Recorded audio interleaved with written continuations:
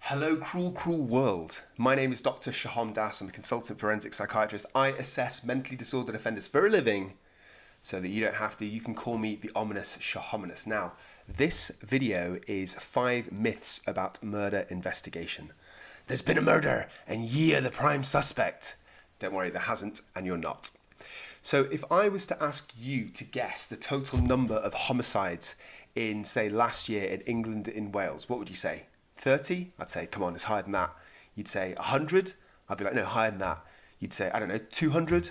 And I'd say, no, it's higher than that. And then you'd say 50,000. I'd say, come on, stop being so facetious.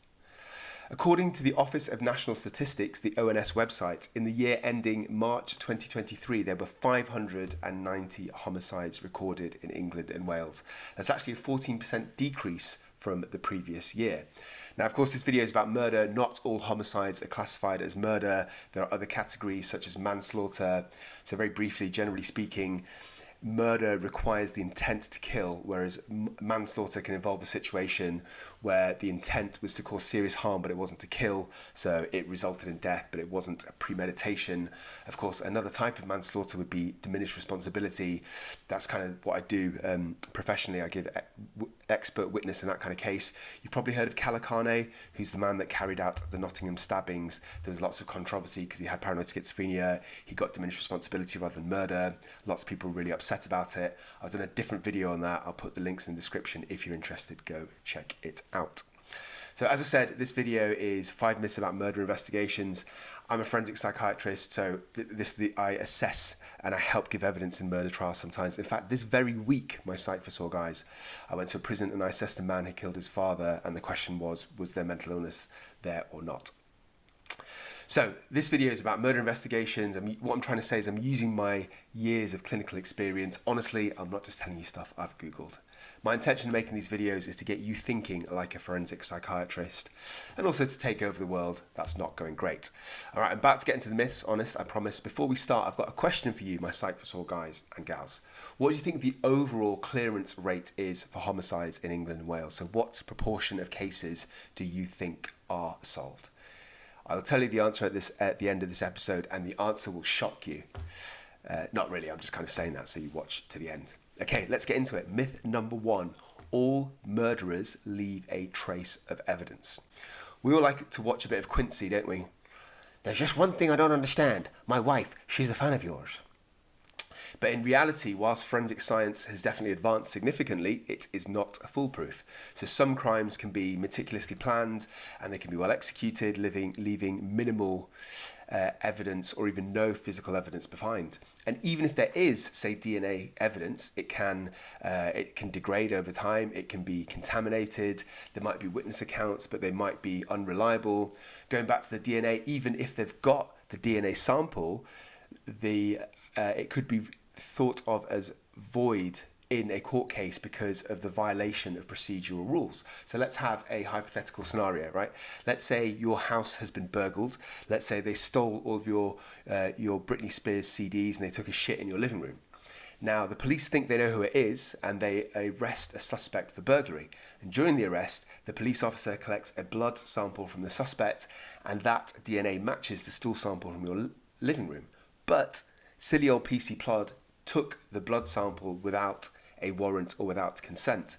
So even though later a test matches the DNA, it might be deemed to be inadmissible in court due to a violation of procedural rules. And even if it was legit, there might not be a match in the DNA database, or as I said, the sample can be contaminated. So what I'm trying to say is it's not foolproof. Okay, moving on. Myth number 2 about murder investigations is that polygraph tests are accurate and they're reliable as indicators of guilt. So basically, polygraphs measure physiological responses. They don't actually measure truthfulness. You can't measure a concept or a thought. So these tests are highly susceptible to errors, and they can be influenced by a variety of factors like nervousness. And that's why they're not used as admissible evidence in courts, or in most courts, certainly in the UK. So I've given evidence in hundreds of criminal trials. Not once have I ever seen polygraph evidence used. So let's put this out in a hypothetical situation. Let's say you my Psych for Soul guys, are being questioned for murder. Actually, no, let's say you've been questioned for stealing jelly babies and a copy of Viz from Mr. Patel's. And the FBI have got you and they're questioning you and they've got this polygraph test on it. So you could be innocent, but because you're so nervous about the consequences of going to prison, then you know, your pupils dilate or your blood pressure goes up or your pulse goes up, you're sweaty, all these physiological signs. It might be because you're nervous rather than because you are guilty. In fact, I've done a couple of videos about polygraph tests. Go check them out. I'll put the links in the comment section. Always be plugging. And in these videos, I even explain how you can fool a polygraph test. So you can force yourself to have a physiological response when you're telling the truth, whether you're nervous or not. For example, by counting backwards to distract yourself, so that you use more brain power to give all answers. Okay, moving on. Myth number 3 about murder investigations. Police investigations focus on known murderers or serial killers in the area. This is very rarely the case, and it's only by a process of elimination if the police don't think it's somebody known to the stranger, because what I'm trying to say is that murder is not often committed by a stranger. In the UK, a murder victim knows the perpetrator in a significant majority of cases. How many cases? Glad you asked. So the Office for National Statistics said that in the year ending March 2022, over 60% of homicide cases, the victim knew the prime suspect. And that's even higher when we're talking about female homicides. So in terms of female victims being killed by a former intimate partner, in the year ending March 2022, over 40% of female homicide victims in England and Wales died at the hands of a partner or an ex-partner. And for females especially, only a very small minority of homicides are committed by strangers, about 11% over the last 5 years. So it's much more common for a murder to occur because of relationship breakdown, domestic homicides, partners, ex-partners, as I said, family members of the perpetrator. Murders can be committed by friends. Who needs enemies, right? Acquaintances, other known persons like neighbours, colleagues, etc., etc. So basically, to summarise, what I'm trying to say is that stranger killings, homicides where the victim doesn't know the perpetrator, are less common than the media will have you believe. And I'm trying to say that all your family and friends are trying to kill you. Myth number 4 about murder investigations. Detectives need to find motives. So this is a big one. We've all seen those gritty police homicide dramas like The Wire or True Detective or Kindergarten Cop, where they say something like, we got ballistics, we got the opportunity, we got the donuts, now we need to find a motive. In reality, finding a motive is not a requirement for arresting somebody in a homicide investigation. Whilst understanding like the why or the reason that somebody committed a crime can be helpful in building a strong case, arrests can be made on probable cause, even if the motive remains unclear. So what is probable cause? Well, I'm glad you asked me that. So probable cause is the legal standard requirement to arrest somebody. So it basically means that there's a reasonable basis to believe that the person committed the crime.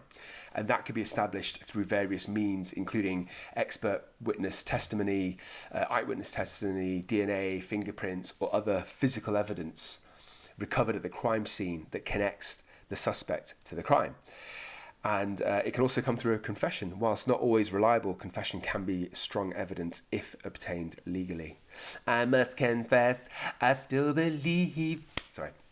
So as you're probably thinking, my UK viewers, probable cause is an American term. It's American as apple pie, as the bald eagle, as obesity. While the exact term probable cause isn't used directly in UK law, the concept is still there. So the concept of sufficient grounds for arrest exists under the Police and Criminal Evidence Act 1984. That's the PACE Act. Section 24 of the PACE Act empowers police officers to arrest somebody without a warrant if they have a reasonable suspicion that the person has committed an indictable offence. So indictable means a more serious category. Look at me, fam. I'm literally quoting UK law. So these videos are educational. I don't care what your mum thinks. Okay, before we move on, I think it's time for us to have a famous quote about murder. I'm trying to think who said this. I think it was Socrates. I see some off-brand ninjas on the corner flagging me down, saying, yo, dads, what's up with the pound? Is the ninja Snoop all right? Hey, yo, what's up with the crew? Is the ninjas in jail or is the ninjas through? I said, if you ain't up on things, ominous Shahominous is the name, dog pounds the gang. It's like this they don't understand. It's an everyday thing to gangbang. Make that switch, don't be a bitch, let these ninjas know. What's up with you or represent the pound of death row? Sorry, got completely distracted there. Myth number 5 about murder investigations is that criminal profiling helps solve these cases. The reality is criminal profiling is very rarely used, and even when it is used, it's very rarely successful. So profiling relies on intuition and experience rather than rigorous scientific methods. So it's more like making guesses or assumptions about the person's demographics and lifestyle, and that can lead to potential biases and inaccurate conclusions. On top of that, there's also a high risk of stereotyping because it focuses on specific offenders' characters, and that can be based on race or ethnicity or poverty or other factors, and it can actually hinder investigations. Plus, it can perpetuate harmful stereotypes. So what's probably unbeknownst to the layperson because of all these TV dramas is that criminal profiling actually has a very low success rate. And studies show that offender profiling rarely leads to the direct apprehension of criminals, and although it can, to be fair, indirectly contribute. Offender profiling does have a role. I'm not saying it's completely useless, and it can help us understand the motivations, and it can help predict future actions from the strategies. And there have been cases where a forensic psychologist, not a forensic psychiatrist such as myself, have helped the police. However, here's the twist in the story. I would argue that when it has helped, it's not actually true profiling, as in what we would expect. It's not the psychologist letting the police know the demographics and the characteristics of potential suspects. Instead, from the cases I've seen, it's kind of using common sense. So it's basically doing some basic detective work for the police. Such as, for example, cases I've heard of where there's been offender profiling, like there's been a locality of these murders, so the killer probably operates in this area or lives in this area, or the killers use some very specific tools or weapons or like resources to make a bomb. So a criminal profiler has said that they probably work in this kind of job because they can get access to these things. So the point I'm trying to make, my site for sore guys, is that's, in my view, not actual profiling. It's just kind of common. It's detective work. It's common sense. Okay, I'm going to turn the joke meter down because I'm going to tell you about a tragic case related to criminal profiling. It's the story of Rachel Nickell. So in July 1992, she was sexually assaulted and stabbed 49 times whilst walking her dog with a 2-year son on Wimbledon Common, which is a big famous park in London.